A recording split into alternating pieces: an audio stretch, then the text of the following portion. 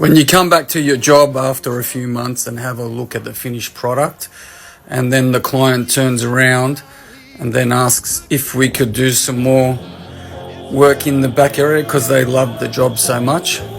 So that was the first time I used these type of Krauss bricks. Hopefully I won't have to use these again before I retire someday. We can make basically any kind of building material work with our skill set and being in the building industry for a long period of time.